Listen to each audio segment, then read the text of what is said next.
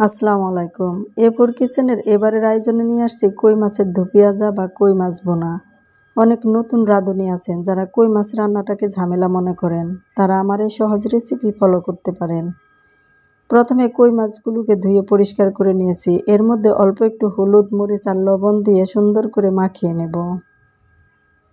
মাখানো শেষ, এখন মাছগুলোকে ভেজে নেব। চুলায় হাফ কাপ পরিমাণ সয়াবিন তেল দিয়েছি গরম হওয়ার জন্য। চুলার আঁচটা হাই হিটে রেখে তেলটাকে ভালো করে গরম করে নিব। এই তেলটা গরম হওয়া খুবই জরুরি, কারণ তেল যদি ভালো মতো গরম না হয় তাহলে মাছ ভাজাটা সুন্দর হবে না। আর যখন মাছগুলো দিয়ে দিব তখন চুলার আঁচটা রাখবো মিডিয়াম হাই হিটে। এখন যদি আমি বেশি জাল রাখি, মানে চুলার আঁচটা বেশি রাখি, তাহলে মাছগুলো পুড়ে যাবে। এভাবে নেড়ে চেড়ে উল্টিয়ে পাল্টিয়ে আমি মাছগুলোকে ভেজে নেব 4 থেকে 5 মিনিট। এখন মাছগুলো নামিয়ে নিচ্ছি।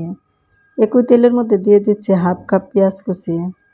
পেঁয়াজের কালারটা যখন চেঞ্জ হয়ে যাবে তখন এর মধ্যে দিয়ে দিচ্ছি 1 টেবিল চামচ রসুন বাটা, হাফ টেবিল চামচ আদা বাটা আর স্বাদ মতো লবণ।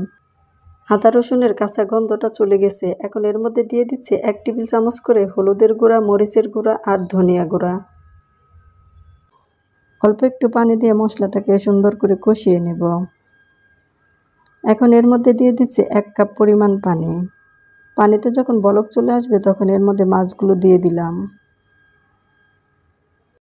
মাছগুলো দিয়ে ঢাকনা দিয়ে ঢেকে দেব 2 থেকে 3 মিনিট। এখন আমি অ্যাড করছি কিছুটা পেঁয়াজ। এই পেঁয়াজের সাইজগুলো বড় করে রেখেছি। আমার কাছে এভাবে পেঁয়াজ দিলে ভালো লাগে। আপনারা যদি এটি না দিতে চান তাহলে স্কিপ করতে পারেন।